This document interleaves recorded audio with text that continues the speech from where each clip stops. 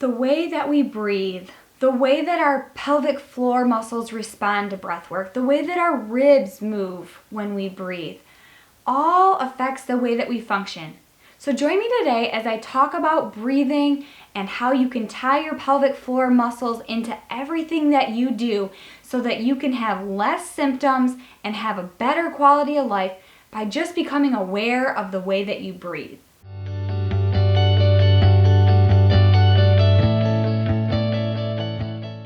So the first step when it comes to breathing is find somewhere comfortable to lay.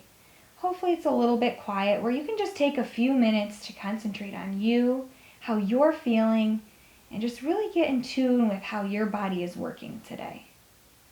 As you lay in that comfortable place, I want you to close your eyes. Just let your body relax and start to think about what you're feeling. Just breathe in. Breathe out. Inhale.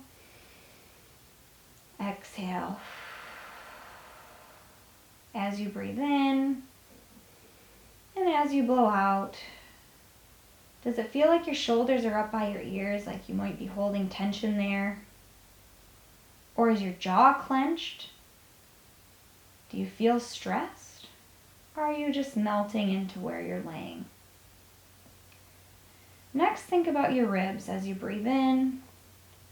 Do they move in or out? And as you exhale, do they move in or out? What about your belly? As you breathe in, what is your belly doing? And as you blow out, what's it doing now? What about your pelvic floor? As you breathe in, and as you breathe out, is it moving at all? Is it painful at all? Do you feel like you're holding on to something? Or do you feel like you're letting it go? As you breathe in and as you breathe out, what do the muscles in your pelvic floor feel like they're doing today? Awareness is the first step in breathing. So that now that you know what your normal is, let's incorporate some things that you can do with your breath work that you'll be able to carry over into exercises as well. So what I would like you to try as you inhale is to do this with your pelvic floor.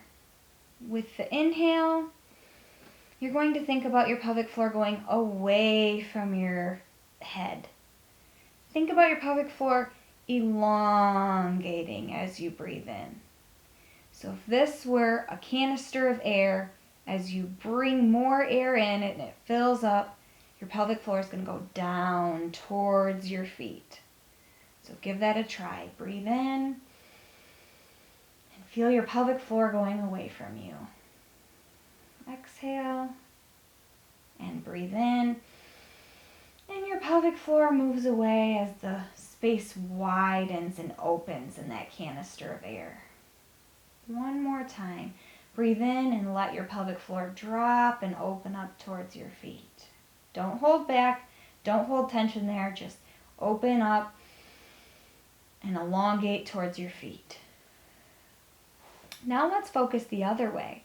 Now that you're elongating as you inhale, when you exhale, think about your pelvic floor lifting up just a little bit. Just kind of back to where it started. Inhale, your pelvic floor goes down towards your feet. Exhale, your pelvic floor gets a little bit of tension as it closes again and comes back up towards your head. So inhale, open everything up. Exhale, and let it come back to its original size, its original place in space. Inhale, get big. Exhale, come back to where it started. This time, let's add a Kegel to that. So you inhale, everything gets big. As you exhale, think about lifting your pelvic floor about halfway up. Halfway of what it could go. 50%. Inhale, nice and big and open. Exhale, squeeze and lift your pelvic floor up and into your belly. Exhale.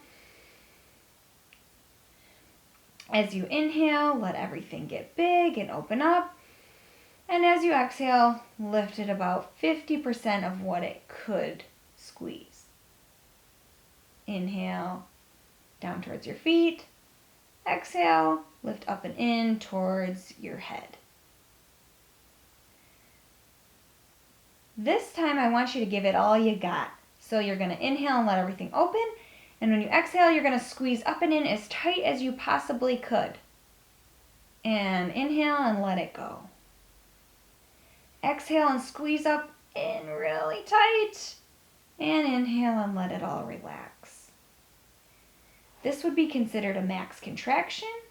And if you are having any type of incontinence, this contraction is what is needed in order to completely close off that flow of urine.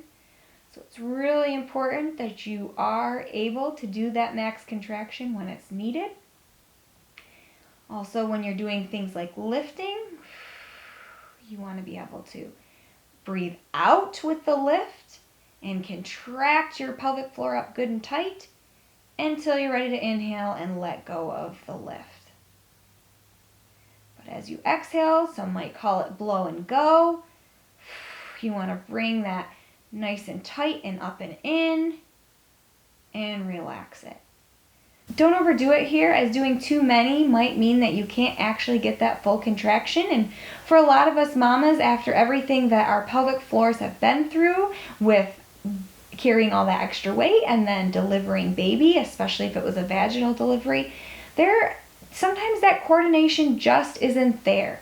This is something that I would love to have you practice. You can practice it in a laying position. You can practice it in a sitting position, in a standing position.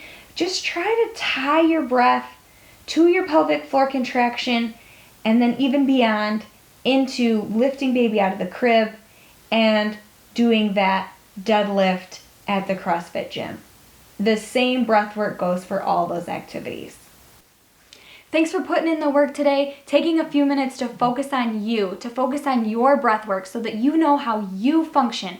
Whether you're stressed or relaxed, how does your breath change according to how you're feeling? And how can you use your breath to make your body function in the absolute best way possible? Take a little time for you today. Come back to this video when you need a little reminder.